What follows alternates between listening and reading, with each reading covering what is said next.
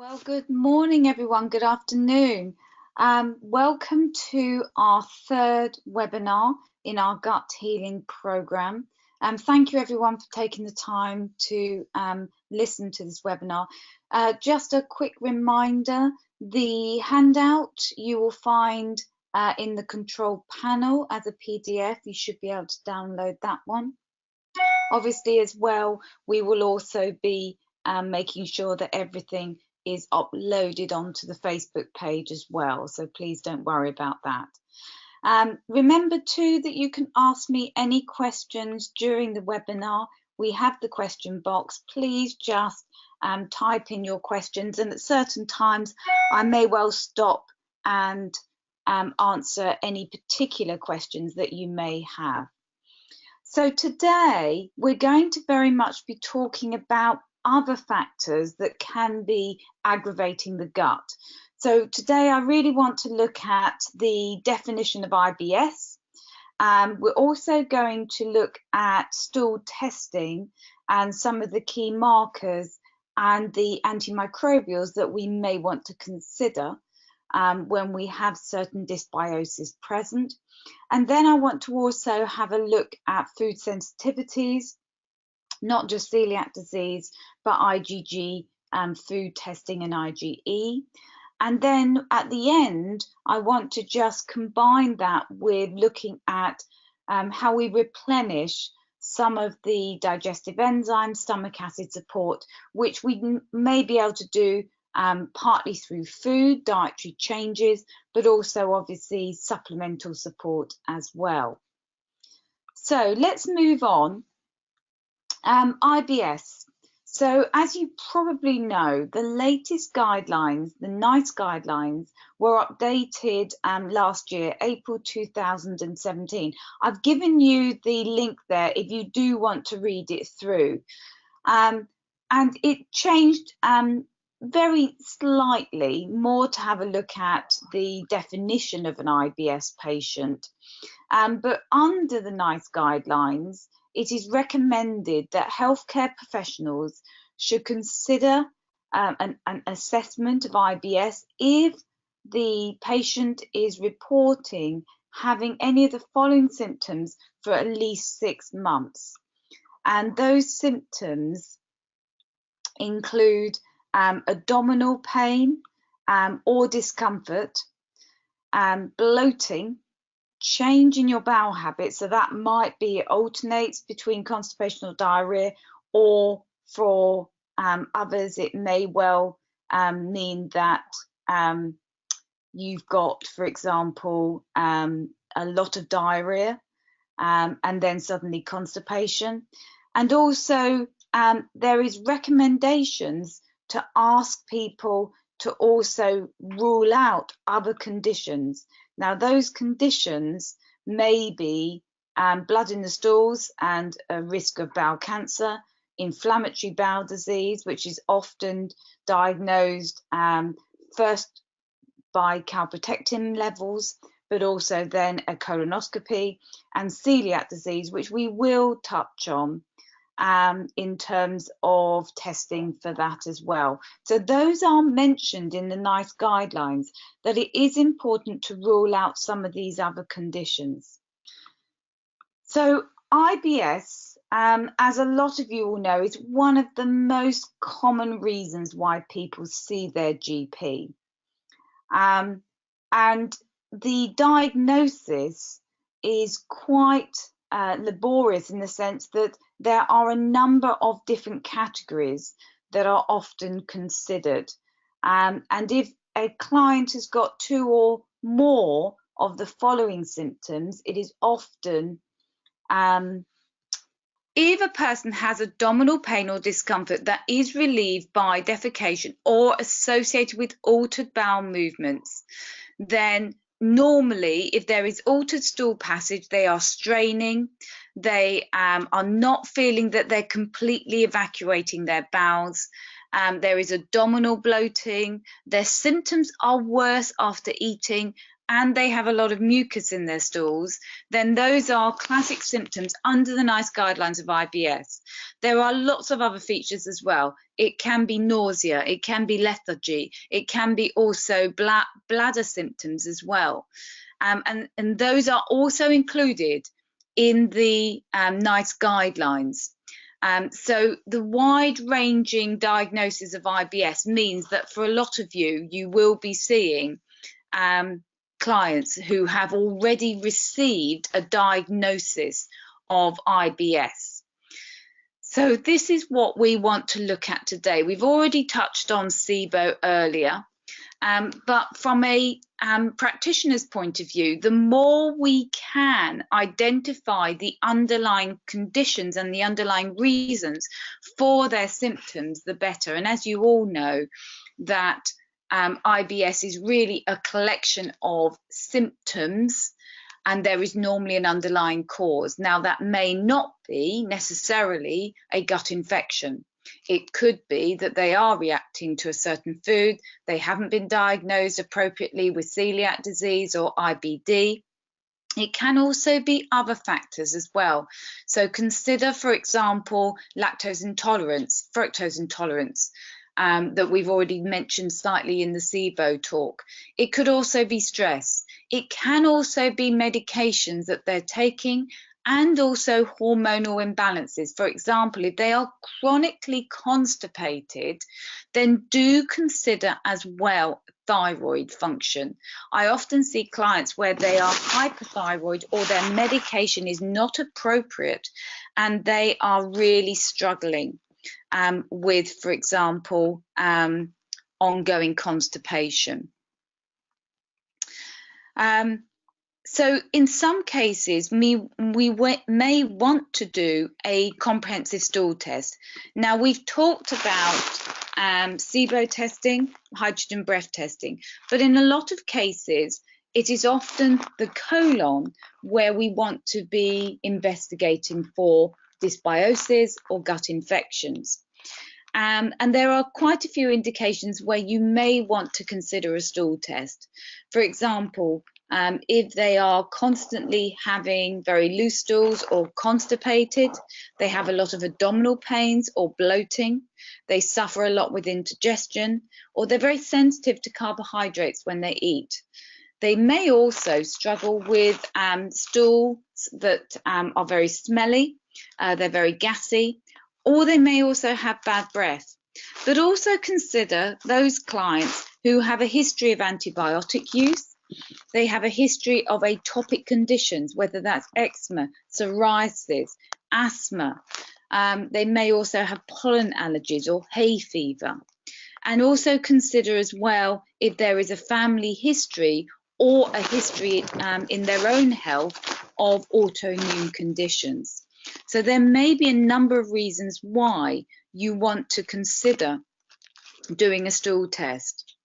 Now, when you're selecting your stool test, always consider what is the actual test going to be measuring.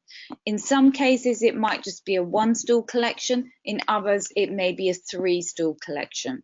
It needs to make sure that it's going to cover bacterial imbalances, pathogens, yeast, parasites, and new tests are also now adding in things like worms, adenoviruses. There may be add-ons for Helicobacter pylori. And then we want to also be looking for digestion capabilities. So are they measuring steatocrit or elastase for digestive capacity? Are they looking at inflammation markers, which may be able to highlight cases of inflammatory bowel disease? Are they looking at our innate immune system and the levels of secretory IgA? Others may also be looking at things like short-chain fatty acids. So always be thinking, what are the tests going to cover, and is this appropriate for my client? Now, I've mentioned on the Facebook page that the PCR testing is now widely available, and in my mind, actually very useful for picking up infections that may previously have been missed. And the PCR test is a DNA analysis. So what it's actually doing is simultaneously measuring multiple bacteria, fungi, parasites, and viruses in some cases. It's automated, which means less human error. And it's also normally a one-stool collection. So for some clients, actually a lot easier, particularly for those clients who are tending to be more constipated and struggle with actually collecting a stool test. It's often, I feel, a lot more sensitive than the traditional methods, where there can be more human error, and the other methods use cultured techniques, and for the anaerobic species often will miss bacteria in particular. And that's why with certain stool tests you will often see no growth of lactobacillus species, for example. So if you are thinking particularly that your client may have certain bacteria because they're bloating or their past history of antibiotic use, and you have a suspicion that they may have autoimmune susceptibility, or maybe their health history has indicated that they have an autoimmune condition, then I would suggest you consider a PCR test, because those tests often consider a lot of the autoimmune bacterial triggers as well, such as Pretavella, protospecies, which as a lot of you will know, have been linked to conditions such as rheumatoid arthritis. The other thing that you might want to be considering is the balance of bacteria on the stool test. So we know now that there is what we call a passage of endotoxins. So bacteria produce a lot of byproducts. These are liposaccharides, endotoxins, and these can actually pass through the gut into other sites, which can be the blood, the liver, the spleen, and so on. And these endotoxins have been linked to fatigue and systemic inflammation in the body. And what we now know from the studies is that a lot of this can be governed by the balance of bacteria in the colon. The bifidus bacteria, in particular, seem to have a major role in regulating bacterial translocation. So if those levels are high, that can actually be very beneficial in preventing this from happening. In contrast, the Bacteroides species and the Clostridia species enhance this translocation. So, for example, you might want to be looking on your stool test the balance of Bacteroides, Clostridium, and Bifidus species, because if you can promote the growth of the Bifidus species, you can help to regulate bacterial translocation and the symptoms that often are associated with this. And that's why, as well, when there is bacterial dysbiosis, supporting the levels of the bifidus bacteria, and remember that on our gut program we are using the bifidus bacteria powder, can actually be very beneficial in helping to alleviate some of those symptoms. So when we're looking at bacterial flora, remember that in low doses, some of these species will not necessarily be called problematic or pathogenic. And depending on which stool test you are considering, they may be given scores from 1+ to 4+. In other cases, in PCR testing, those are measured slightly differently. But it's when these species become what we call dysbiotic, their levels of growth become more of a problem, that symptoms will be noticeable. Now, for some people who are very sensitive, they may find that even low levels, for example, of Klebsiella or Pseudomonas can cause them bloating and abdominal pain.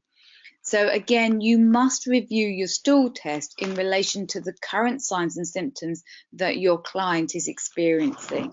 And also again, look at the balance of the beneficial bacteria such as the bifidus and the lactobacillus in relation to some of these species. There are also well-known autoimmune bacteria that can be present. And again, I would say if you have a client with a history of autoimmune conditions or symptoms that suggest that, such as joint pain, aches and pains, inflammation in the joints, then these species in particular I would consider in terms of eradication. The Citrobacter species are well known, for example, for causing a lot of bloating and abdominal pain, as do the Klebsiella species. And the Pretavella and the Proteus species in particular are associated often with joint aches and pains and inflammation, and have been associated with juvenile and rheumatoid arthritis. So if these species are present, then these ones I would certainly consider looking at antimicrobials to eradicate them. So now in some cases in your stool test, you may have susceptibility measurements where they have actually tested the bacteria or the yeast, and they have highlighted which of the antimicrobials are going to be most successful. In the PCR test, they do not do this, but the most common antimicrobials that appear to be effective are the following: oregano oil, so that would be the ADP that you are currently taking. Grapefruit seed extract I find to be very useful. Often I use that alongside oregano, and the allergy research product, which is the paramycrocidin, I find very useful. Slightly lower dose than something like ADP. But you can also use combinations as well. So berberine, silver can be very effective at times. Caprylic acid I do like, particularly where there is bacteria and yeast present. But you can also use Ulva ursi, garlic, black walnut, and Artemisia. Now remember that under the EU guidelines, Artemisia is no longer available in the UK as a supplement. If you are a herbalist, of course, you can use wormwood, and it is available as a tincture. And there are also other tinctures which you may be familiar with through, for example, Lyme disease work that you may be working on, that can also be useful for antimicrobial properties. And I do use some of these where I have a client with a wide range of different antimicrobials, or where they cannot swallow pills. So for example, for young children or teenagers, often the tinctures of oregano oil or others can actually be very, very useful. So there is a very good one which is called P73. Some people are asking, which is a tincture of oregano oil, and you just add a couple of drops to a little bit of water, or for a child you might want to add it to a little bit of apple juice, for example, and you would drink that a couple of times during the day. I'm just going to answer a couple of questions about some of these antimicrobials. Someone has asked, would you still use grapefruit seed extract in someone who is on medication that may be contraindicated? I'm not sure, Debbie, what you mean, because grapefruit seed is actually quite different from drinking grapefruit. So as you know, there are some supplements or medications rather, that are contraindicated when someone is on is talking about grapefruit. But that is actually quite different from grapefruit seed extract. So I mean, obviously, if you know that grapefruit seed extract is contraindicated, then please do not take it. There are plenty of other supplements that you could use instead. But there is quite a difference between grapefruit seed and also grapefruit, which is often contraindicated as a food. Someone's also asked that in the list of the autoimmune triggers, would these bacteria be grown in stool cultures? Yes, that's a really good question, Gabby, because not all of them are grown at all, no. And that is why in many of my clients where there is an autoimmune link, I would only use the PCR test. The culture will miss most of those. It will pick up Klebsiella, and it will pick up Citrobacter, but it will not pick up any of the others, such as the Pretivella, the Morganella species, and the Proteus species as well. Margie, you've asked about Lyme disease. I'm going to answer that one in a separate email because it is actually a very wide-ranging question that you asked, because it partly depends on whether it's the Babesia, the Bortonella species, and it also depends on as well other factors. So, for example, with Lyme's, just briefly, we might use some detox support before we even go into antimicrobials, such as Berber, which you can get from Rio Trading. I tend to use the Nutri-Medics tinctures, but there are numerous ones that I will use, and it partly depends on co-infections and so on. So, Margie, I will answer that one separately on Facebook. And Sue, you said you've missed the product. It's actually called P73. If you can't find it, it is available on Natural Dispensary. If you can't find it, I will post you a link via the Facebook page. But I do use that one a lot with children, and I actually work with some gastroenterologists who like to use that one as well, because obviously a lot of younger children cannot get to swallow the big, I mean, ADP is big. With my children, as they're a bit older, they can swallow ADP quite easily. Previously, what I would do is just cut them in half and they would swallow them okay as well. But there are cases where, for example, I have a client with Parkinson's who cannot swallow, and we're using the P73, and I get that one from Natural Dispensary. Now, often, of course, there may also be yeast present. And again, depending on the stool test that you're doing, you may have a culture where it's culturing certain species such as Geotrichum or Candida, or it may just state in the stool samples that there are many yeast. In other cases with PCR, it will give you more precise measurements as to the level of yeast. And one thing to bear in mind as well, that if you've had a client where they have been taking antibiotics, yeast is very opportunistic, and it is often the first thing that will become problematic after someone has been on a course of antibiotics. And that's quite important to bear in mind if, for example, you are having to consider antibiotics for a gut infection such as parasites or Helicobacter pylori. It is often worth adding in an antifungal alongside an antibiotic or other antimicrobials to prevent this from happening. In my mind, I like to use the plant tannins, and Nutri-Link sell 2 of those. The one that I often use is called Viracin, ACIN. I find that very useful. But you can also use coconut-based products such as caprin, caprylic acid, Saccharomyces boulardii, which is a yeast, but it's a probiotic yeast, can also be very useful. And for a lot of clients, it's often a case of also supporting their own innate immune system.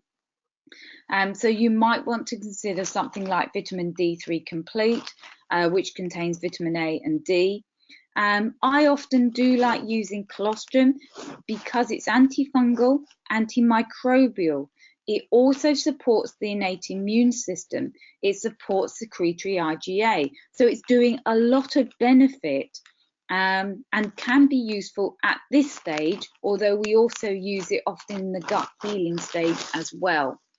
Remember that butyrate So short chain fatty acids also play a role. They enhance antifungal activity. So consider short chain fatty acids in addition.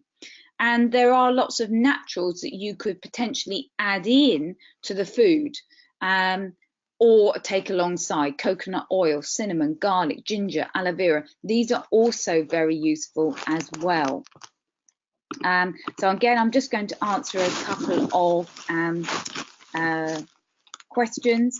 I'm going to actually, Margie, just delay your question because I'm talking about Helicobacter in a few slides in a minute. So I hope that might answer your question as well. Instead of colostrum, I mean, obviously colostrum is vegetarian, but it's not vegan, Claudia.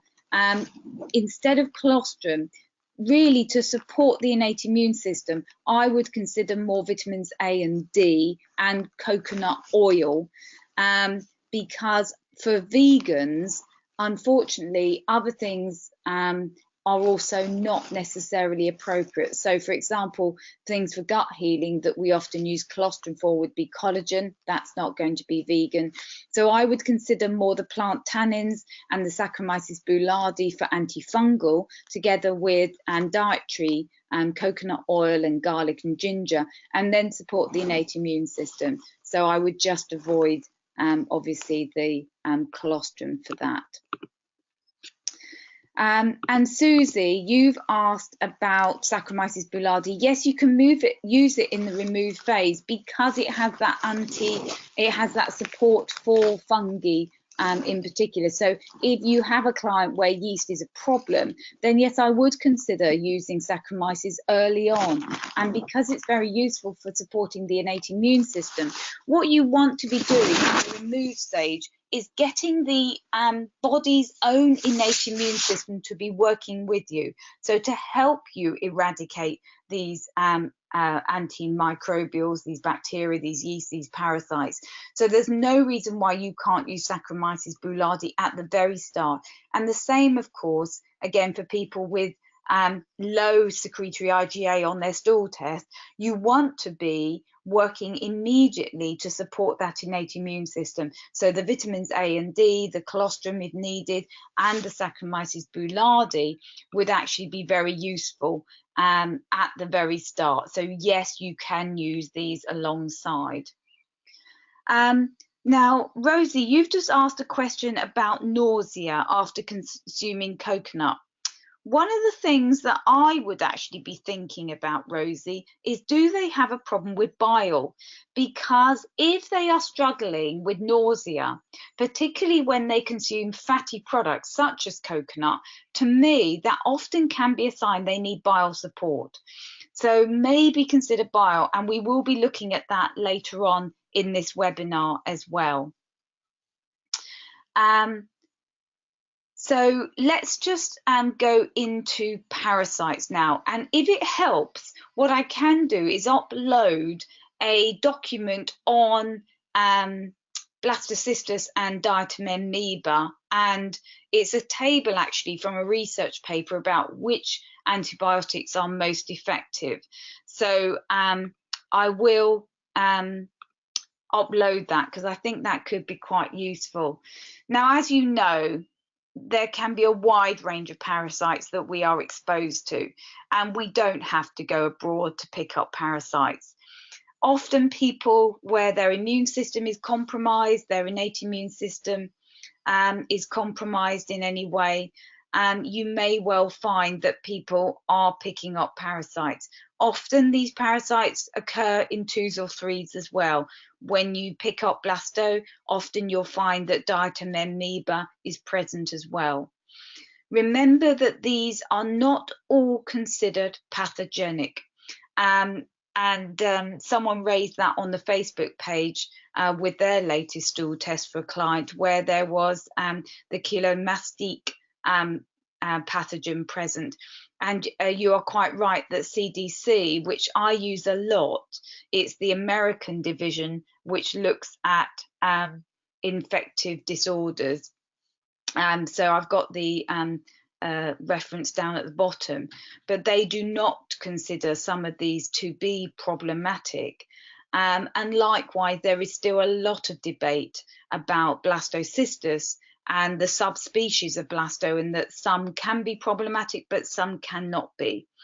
I think really from our perspective, if you have a client who is showing many gut symptoms, many issues with bloating, with constipation, with diarrhea, with abdominal pain, with nausea, and you then do a stool test and you find these parasites, then I would consider to intervene, because often, even if they are not considered to be pathogenic, we now know from a lot of the research that they can irritate the gut lining, they can cause intestinal permeability, they can cause issues with the villi and malabsorption of nutrients, and they can cause systemic inflammation and irritation.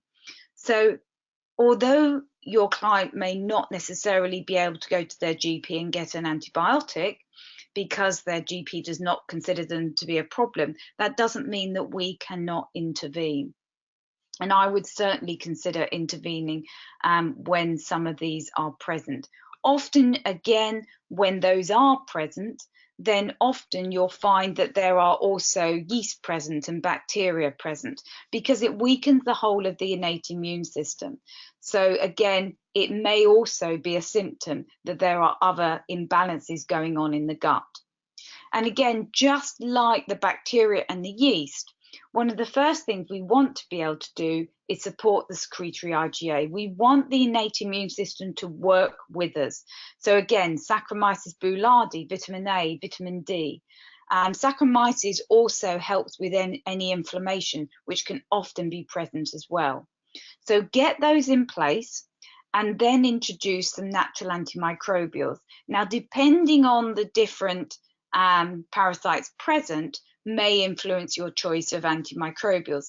But it's worth mentioning that ADP oregano has actually been used in a research trial to show success with blastocystis homolysis. So we know that that one can be very effective against blasto in particular. It's also, though, important to look at their diet. You must restrict their carbs. Now, whether that means that they go on a very low carb diet, or just restrict the amount of fruit or fruit juices that they're eating, or the refined sugary carbs. It partly depends on the existing diet that they're on. But certainly, having worked with gastroenterologists who are very open to using natural antimicrobials or natural antimicrobials alongside antibiotics, they are very insistent that their clients restrict carbs, and their normal recommendation is to restrict all fruit. So during antibiotics, they would consider no fruit at all, or even just one portion, no fruit juice, no sugary squash, to cut the carbs drastically in the diet, so focus much more on protein and vegetables as their meals, maybe one portion of whole grain carbs, which could include starchy vegetables such as sweet potato, carrots or beetroot, a day only. So it is important as well to restrict overall carbohydrate intake. Before I move on, I'm just going to answer a few questions. So Sheila, you've just asked a question about colostrum and is it safe for people with dairy intolerance? So to answer that one, colostrum will contain some lactose. So if they are very sensitive to lactose, they may have to titrate the dose. If they actually have a dairy allergy, then no, colostrum would not be appropriate. So it partly depends on what they are reacting to. Stephanie has asked a question about the PCR testing. PCR seems to be comprehensive. Are there disadvantages and are there times when you would not use it? I'm going to be really honest, Stephanie. I use PCR all the time. I don't use the cultured tests anymore. I used to. There are times when I've worked with gastroenterologists that will use both. Just to double check parasites. There are a concern that the DNA may still be present in the client. So there's a sort of history of a parasite, and then they do a retest, and the recommendation is to wait a couple of months just to make sure that there is no presence of fragments of the DNA when the parasite has actually been eradicated. That's the only complaint that I have seen. But really what that would mean is that you would just wait for a couple of months after your antimicrobial program before you redo the test, just to make sure that there's no conflict there at all.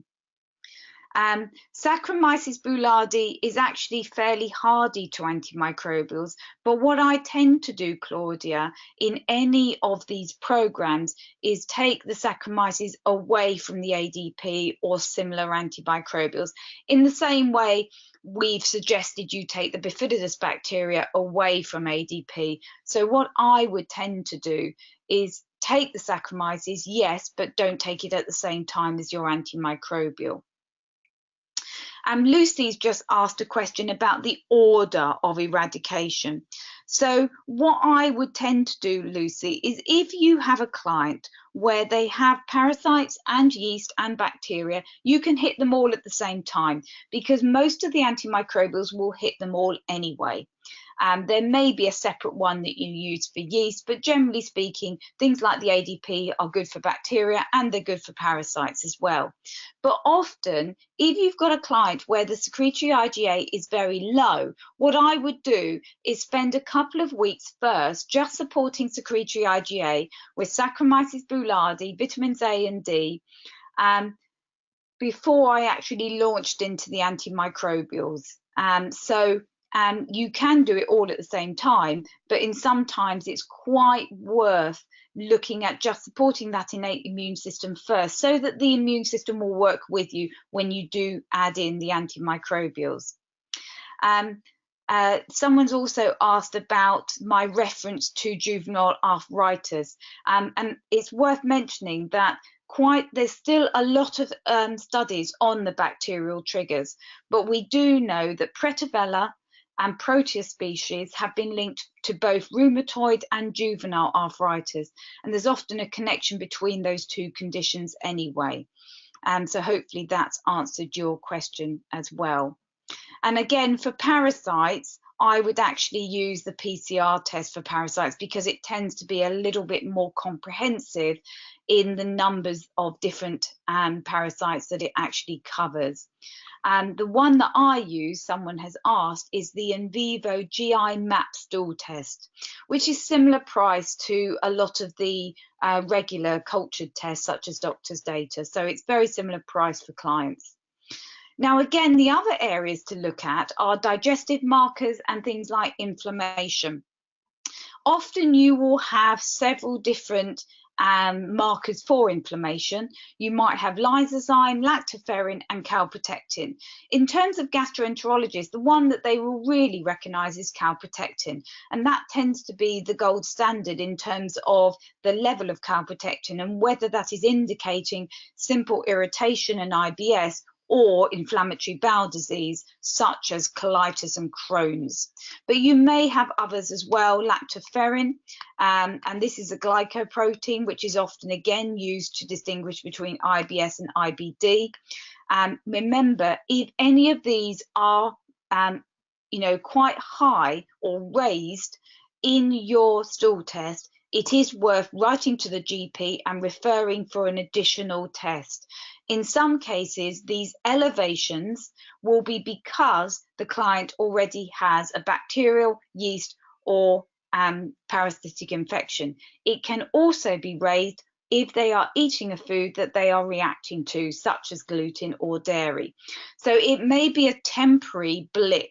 It may be that these levels will go down. And what I tend to do with my clients is if calprotectin is raised and they have a parasite or they're reacting to gluten, we will tackle that first, and then we will retest calprotectin, or I will ask the GP to retest for me just to save the client some money. Often you find that the calprotectin level has gone right back down once you've dealt with the inflammatory triggers. So it may not necessarily mean that they do have inflammatory bowel disease. So you might also have a measurement for secretory IgA. Now, this is quite important for the gut and also the mucosal membranes generally. 80% of our total body secretory IgA is in our gut, and it really is very useful for binding to foreign bodies. So that might be bacteria, it might be yeast, it might be viruses, but it could also be food antigens and pollen, which is why, of course, at this time of the year, it's important for hay fever sufferers, asthma sufferers, to make sure their secretory IgA is supported, because low levels are associated with those atopic conditions, as well as it makes you much more prone to them picking up another gut infection. It effectively helps to stop bacteria and yeast from binding to our gut lining. So it's like a mucus that just stops those bacteria and yeast from really sticking and getting up to be a problem. So at this time of year, if you have a client that has atopic conditions, then I would suggest looking at supporting their secretory IgA. Remember, if you have an athlete that trains very hard, one of the first things that declines is secretory IgA, which is why they often pick up more respiratory infections, particularly runners. Endurance runners are well known for it. Stress will deplete secretory IgA. So there may be other factors to consider in your client that might also influence secretory IgA. And really, if you do have a client where you can see there's an infection, bacteria, yeast, parasites, in a way, you want secretory IgA to be really high on your stool test, because it's showing you that the immune system is reacting and trying to stop these bacteria and yeast from taking hold. So don't be alarmed if the client has high secretory IgA. In a way, it shows you the immune system is working well. But there may be other ways that you can support it if it is low. And we've already mentioned a lot of these. Glutamine, yes, can help with secretory IgA, but I would not use it if your client already has dysbiotic bacteria or yeast, because glutamine can also feed those yeasts as well. So leave the glutamine until later. And of course, there may be other markers that you are testing for. There may be mucus, which is really a sign of the immune system trying to fight any infection. Red blood cells, again, can be irritation from parasites or bacteria. It may be hemorrhoids, but also be mindful, it could be a red flag. So it can be a sign of inflammatory bowel disease and colon cancer. So if that is a regular occurrence and the client notices a lot of blood in the stool, they must be referred. That's really important. You may also have enzyme digestive function markers such as elastase and steatocrit. Steatocrit, which is a marker for fat malabsorption, if that is raised, be mindful that their vitamins A, D, E, and K may also be low, and they may need bile support as well. So that may be a consideration as well. And also you may have Helicobacter pylori add-ons or markers, and we'll look at that in a minute as well. Sue has asked about if Pretivella and Proteus are present, will ADP help? Yes, it will. I've used that one a lot for those infections. So yes, it is a good choice for those.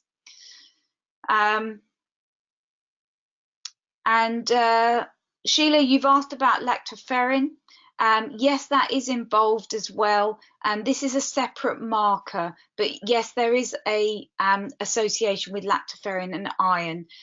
If you've got a particular stool test in mind or question, that might be a good one to post on Facebook, and I can answer that in a little bit more detail. Sophie, you've asked about red blood cells. I would say generally, yes, you should refer to a GP, but bear in mind that if someone has got a parasite, you may see a little bit of red blood cells because there is irritation. it's worth having a discussion with your client. Some clients will have red blood cell markers because they are straining and they've got a lot of hemorrhoids, for example, as well. So it may not necessarily be a sign of inflammatory bowel disease or colon cancer. So just bear it in mind based on your health history of that client and their current signs and symptoms. Now, one of the things I did want to address is Helicobacter pylori. This is very common in people, and if they have any of these symptoms, it's worth making sure that your stool test includes this as a marker for testing. So excessive burping, bloating, and that can also be associated with nausea and heartburn, reflux, fever, but it can also be linked to lack of appetite, not feeling hungry at all, feeling very full all the time. Can even be linked to anorexia and weight loss. These can all be signs of Helicobacter pylori, but please bear in mind they can also be signs of other infections as well. So it's not necessarily that you will have Helicobacter, but I thought it worth just flagging those signs up. Now, as you know, under the NICE guidelines, antibiotic intervention is recommended, something called triple therapy antibiotic, which is actually 2 antibiotics and a protein pump inhibitor. And these are often the ones that are recommended. It can vary from 7 to 14 days. And again, it will often depend on whether a client has a reaction to some of the antibiotics. For example, some clients will have reactions to penicillin and so will not be given amoxicillin. They might be given metronidazole and clarithromycin instead. Now, obviously, not all clients want to take antibiotics for Helicobacter pylori, and the success rate is not brilliant, it has to be said, and that will obviously depend on whether the client's had a long history as well of antibiotic intervention. There are some nutritional interventions that are worth noting. The main one is really mastica, which is available as a supplement. Bismuth is often used as well, and something called matula tea.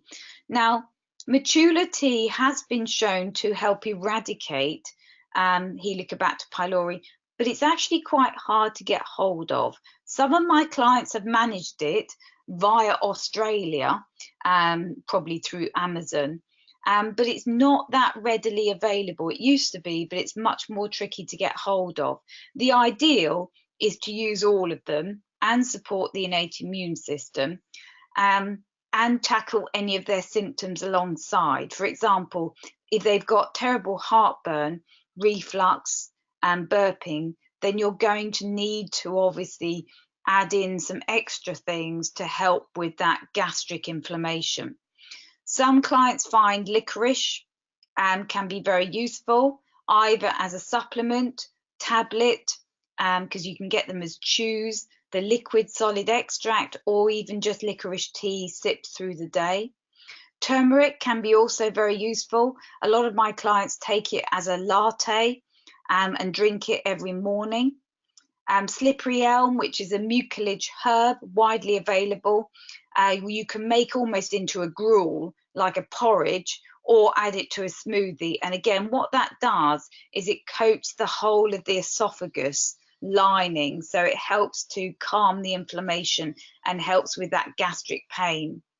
What we do know is that salt, and that includes pickled foods and cured foods, actually encourage the growth of Helicobacter.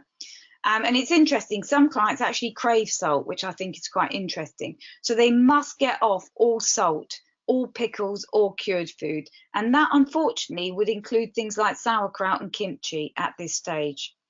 However, there are things that are shown to have inhibitory effects. Green tea, olive oil, broccoli, and broccoli sprouts have been shown to have inhibitory effects. So encourage those in the diet as much as you can. I actually encourage my clients to make broccoli juice, and you can actually get broccoli sprouts from health shops, but you can also get a broccoli sprouted juice as well, which is very soothing, but you can get those in small sort of shots, and that's very useful. In addition, consider Lactobacillus salivarius, and I use the product from Allergy Research, which is the Lactobacillus plantarum ramosis salivarius, and that one again has been shown to reduce the Helicobacter infection. I'll be honest, I think if a client has got Helicobacter pylori and is not wanting to do antibiotics, then I would be throwing all of this at my client to really have a beneficial effect. And I would consider this for 6 weeks. So the Mastica for 6 weeks, and as many of those other additions as possible. If they do have severe reflux, then consider as well Sanogastrial capsules, which are those chewable tablets which are available from Allergy Research, and to take those around food and also late at night if the reflux is particularly bad, because that will calm things down.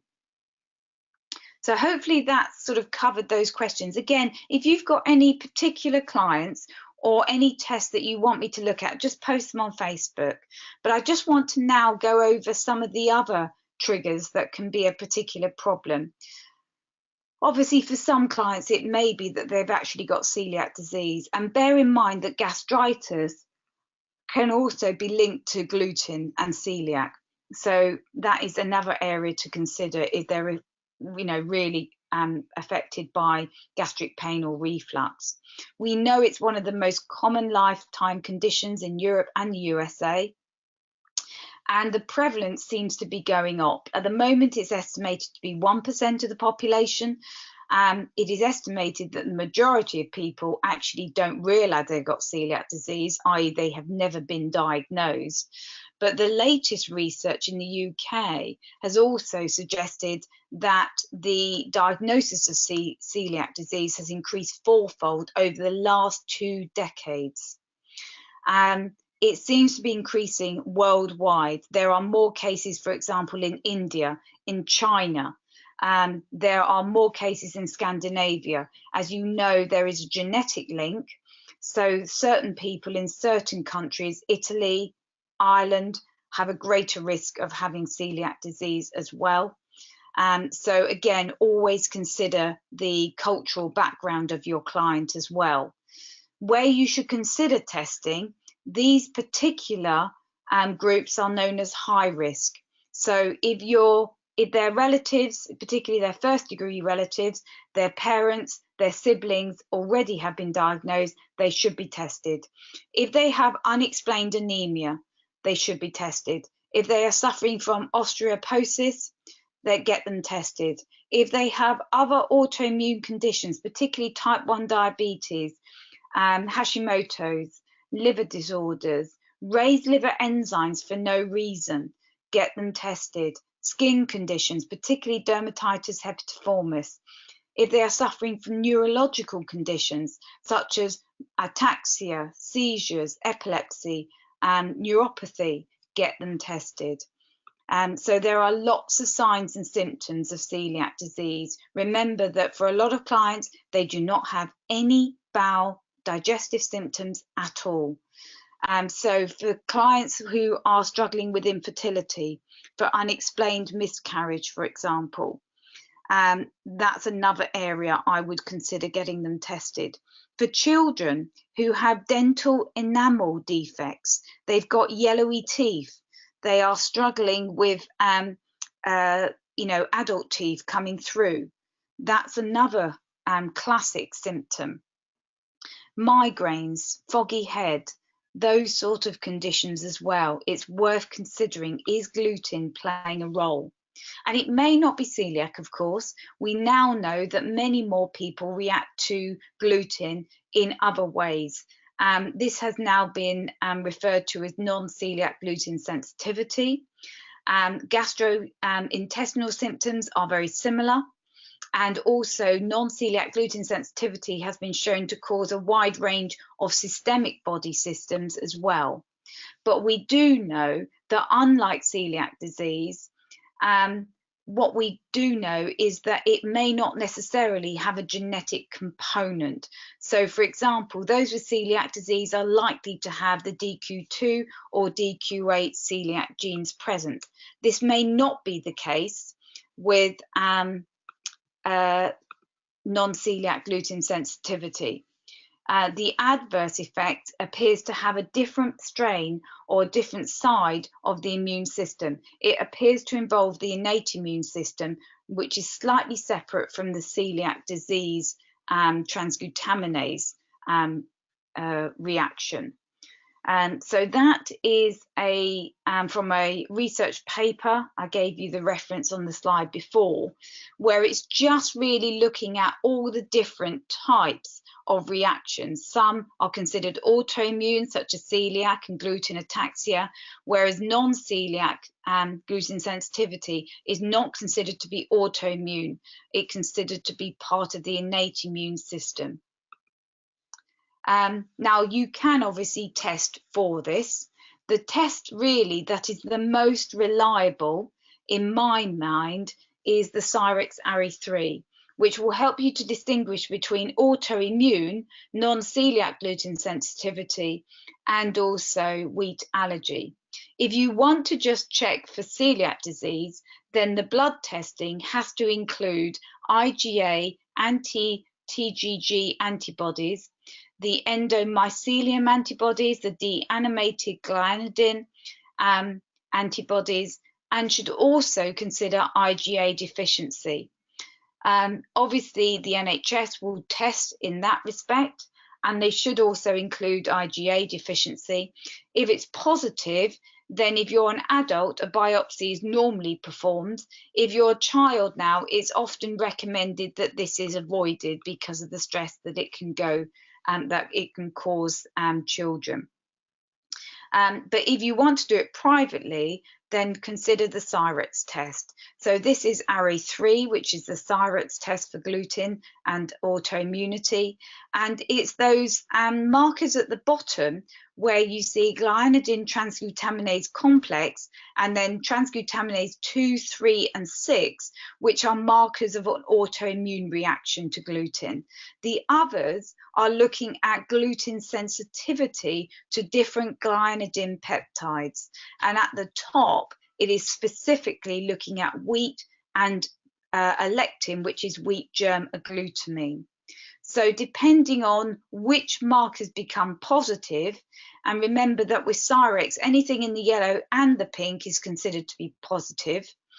It will depend on what you consider to be the reaction here. This client has an autoimmune reaction to gluten because the gliadin transglutaminase and the 2, the 3, and the 6 are all raised. Transglutaminase 2 is typically associated with the gut. Transglutaminase 3 is associated with reactions towards the skin, and transglutaminase 6 is associated with reactions towards neurological tissue.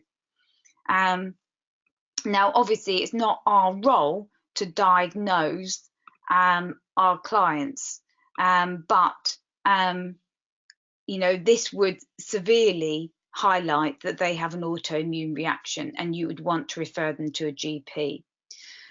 Someone's just asked about the GP test. A standard GP test should cover everything listed for celiac, but one problem with the standard test is that it will only include MER33, gliadin 33, which is one of the peptides of gluten.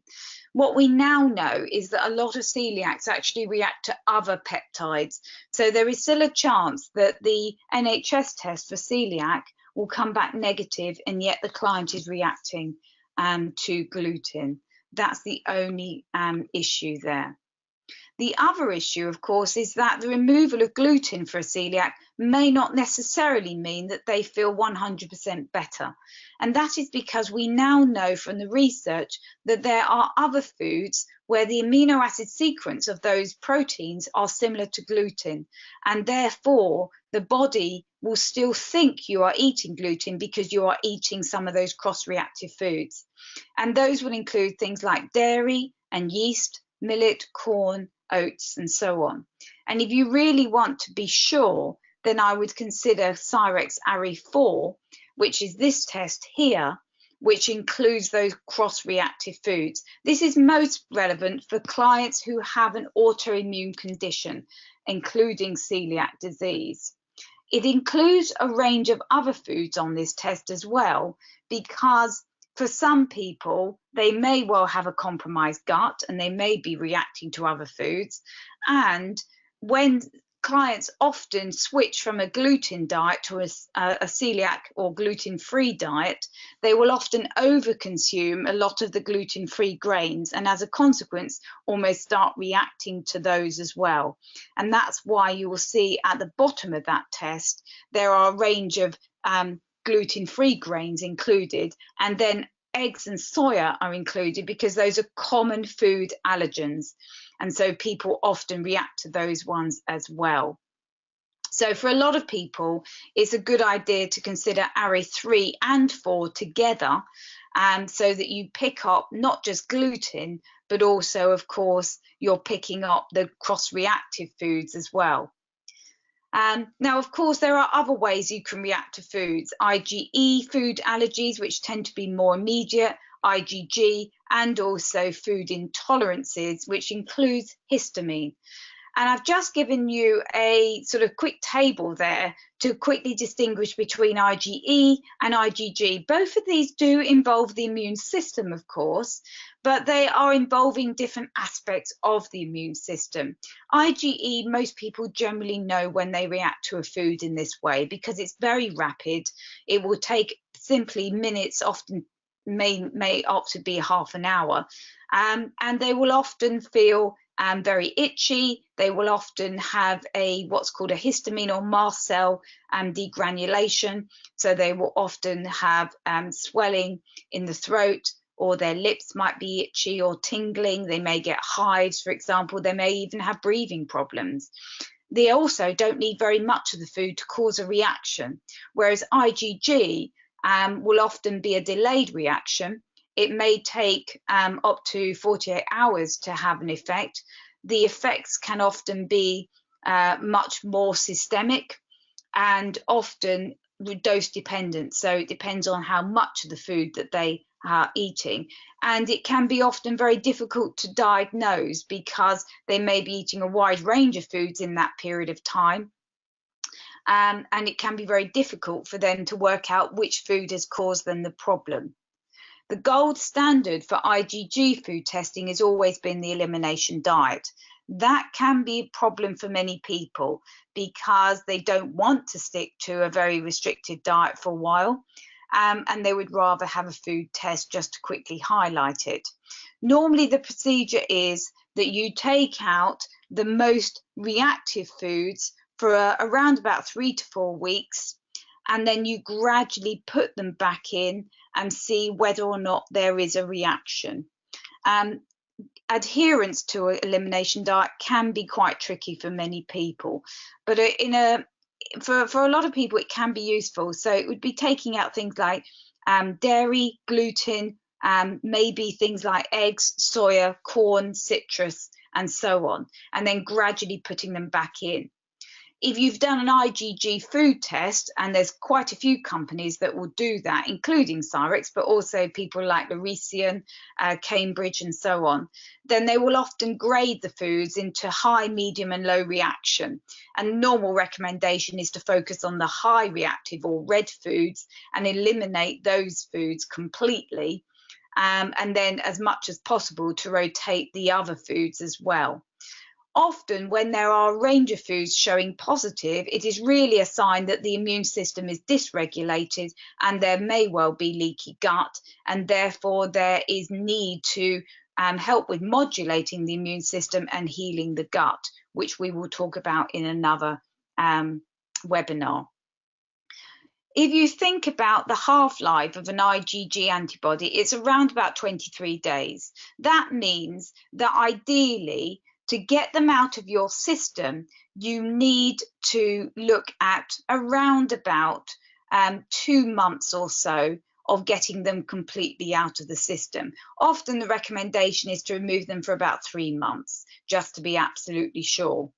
In that period of time, the diet should be as varied as possible so people don't start reacting to other foods, and that you look at immune support, secretory IgA, microbial diversity, and also enhancing overall digestion, making sure clients are actually breaking the food down. So they've got proper enzyme support, HCl support, and also that they're looking at how they're eating, that they spend time chewing their foods properly, breaking their foods down so that they are not eating on the go constantly.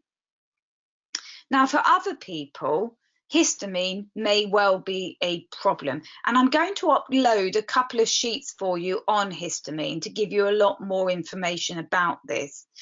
Histamine is actually essential for our body. It's needed for the efficient functioning of many body systems, including the nervous system and the brain. And it's released as well, of course, by our immune system when we're fighting foreign invaders, whether that's a pollen or a virus or a pathogen. And normally, excess histamine is broken down by enzymes. The problem arises when we cannot break down histamine quickly or efficiently enough. That could be an enzyme problem, or we're actually producing histamine to the point that we are producing much more than we can effectively break down quickly. And what that then means is that there is much more histamine circulating in our body, and that can cause a wide range of symptoms from hives to itching to fatigue to headaches to irritability to mood swings. And I will upload a whole sheet on this so that you can have a look more specifically at the histamine issues and the diet. And one of those, which I've mentioned there, is the Nutri-Gold handout, which I'm going to upload for you. And that lists as well everything about a low histamine diet. These foods that I've mentioned are the ones that are actually high in histamine. So if a client suspects they've got a histamine problem, it's worth them looking at these and excluding these from their diet, so that they can see whether that makes much of a difference at all. Pickled foods, fish, smoked foods, these can all be problematic. One of the problems is that some of these foods, particularly fish, as it is harvested, when it's very fresh, it doesn't contain histamine. As that meat or that flesh degrades, histamine is produced. And one of the problems is that often in the supermarkets, the fish has been there for a couple of days and is actually high histamine. And that includes with tinned fish as well. So what a lot of my clients do is if they want to eat fish, they actually buy frozen fish fillets, portions of fish, defrost them one at a time and cook them immediately. And that way they don't have a problem. So for some of these foods, they generate histamine in the body. Other foods will actually contain high histamine as well. So I'm aware of the time, so I'm going to just rush through these next slides. But if you do have any problems or questions about histamine, just post them on Facebook, and hopefully as well the supporting information I will upload will help you. But key to all of these is making sure that we actually are breaking our foods down. We need to make sure we produce enough stomach acid. If we have sufficient stomach acid, it has actually been shown to decrease the risk of allergies, of reacting to foods, because we're breaking those proteins down fully. So as we age, if we're stressed, if we're eating in a rushed form, if we're low in zinc, we are likely to be lower in stomach acid. So supporting stomach acid is very important, but also looking at our digestive enzymes, our liver and bile acids, and of course, Do we have all the right nutrients needed to produce these enzymes and stomach acid as well? So, of course, there are natural ways we can support our stomach acid. The classic lemon juice in water, apple cider vinegar, but be mindful of your enamel on your teeth because these are very acidic.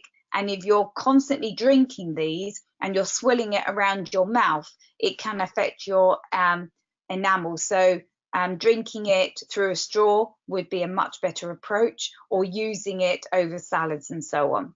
Include bitter foods like chicory, watercress, rocket. And remember, zinc is crucially important. So make sure there's sufficient zinc in the diet, whether that's through meat and fish, sea vegetables, seeds, whole grains, and or a supplement. Fermented foods, again, if there isn't a problem with histamine, can again be very useful for supporting stomach acid, such as sauerkraut and pickles and kimchi. And generally, it's probably a good idea to advise clients not to drink during their meal, to have a few sips, but actually to drink away from their meal so they're not diluting the digestive juices. And aloe vera is another good option as well. And similarly, for digestive enzymes, consider some of the enzyme-rich foods. So sprouted seeds like alfalfa, broccoli sprouts, pineapple, core, and the papaya. Soaking nuts and seeds can make it much more easy for the body to digest. Marinating foods, slow cooking might be easier than, say, lots of raw foods for certain people. Again, as well, if lactose is a problem, then if you are using fermented dairy, such as yogurts and kefir, make sure they're properly fermented, and that will lower the lactose content. I've given you a digestive seed mix recipe, which is really good. If you make that up in a batch, you just toast a range of seeds like coriander, cumin, fennel. And then if you chew those before each meal, first of all, that slows down your eating patterns, but also they can also enhance your digestive ability as well. And again, for some people, they overeat. So they starve themselves through the day and then they overeat large meals. And that can overwhelm the body in terms of the production of enzymes and stomach acid. So, you know, be mindful of how people are eating through the day as well. Remember that if someone has gastric reflux, then there are certain foods that can make that worse. So these ones you might actually want to avoid. Chocolate, chili, alcohol, mint even can also be problematic, because what they do is reduce the muscular tone that connects the stomach and the esophagus. Spicy foods, fatty foods can be a problem for gastric reflux. Gluten and dairy can also be a problem as well. And keeping to a healthy weight can also be very beneficial.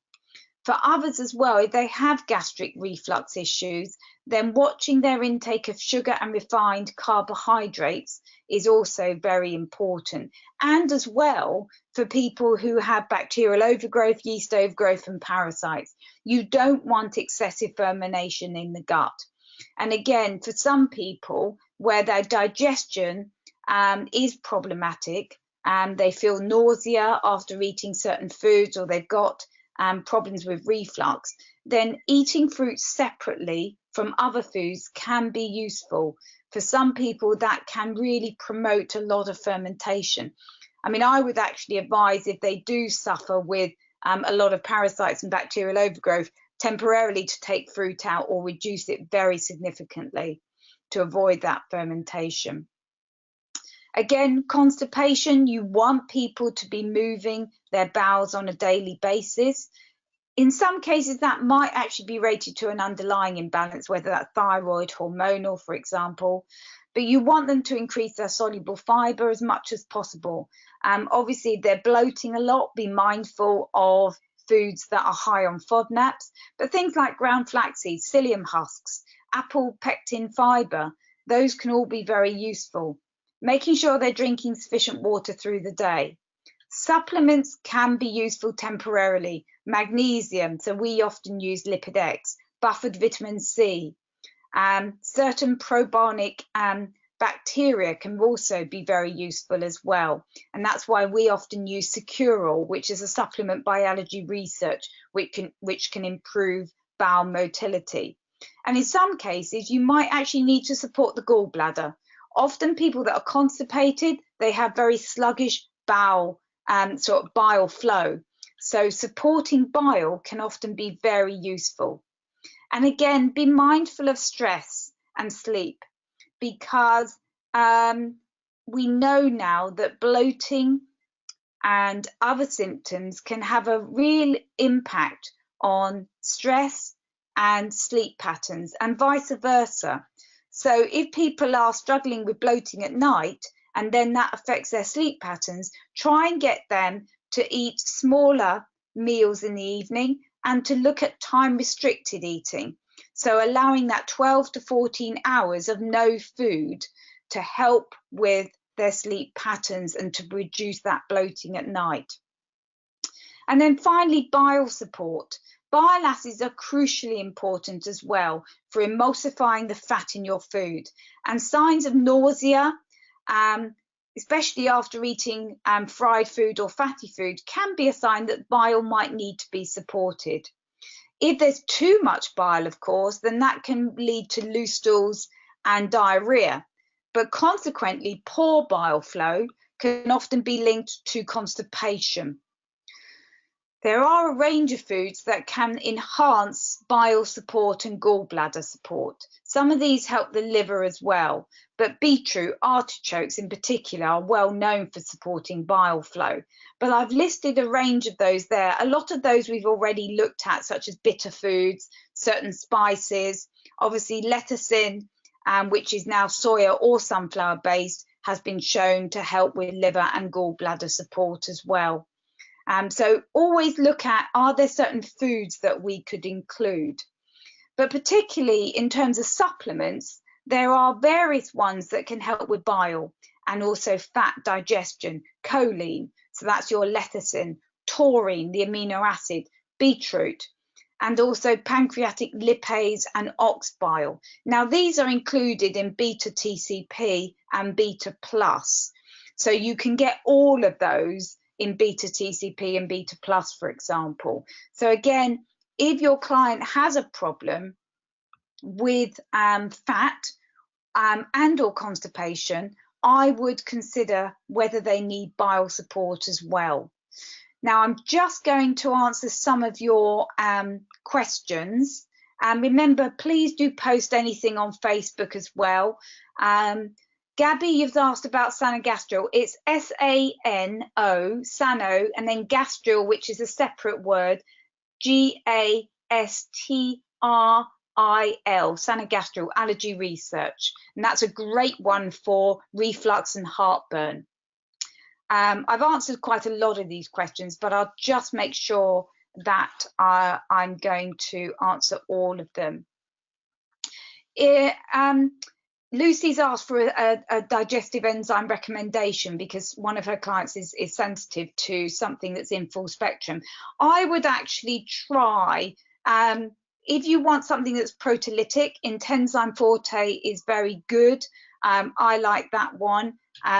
There's also Cristazyme, which is a nice vegan one actually, and that's a broad spectrum one. That's a very good one as well. So either of those I think would be very useful. And Rosie has asked a very pertinent question, which is the home test for stomach acid. To be honest, in terms of the science behind it, it is not at all rigorous.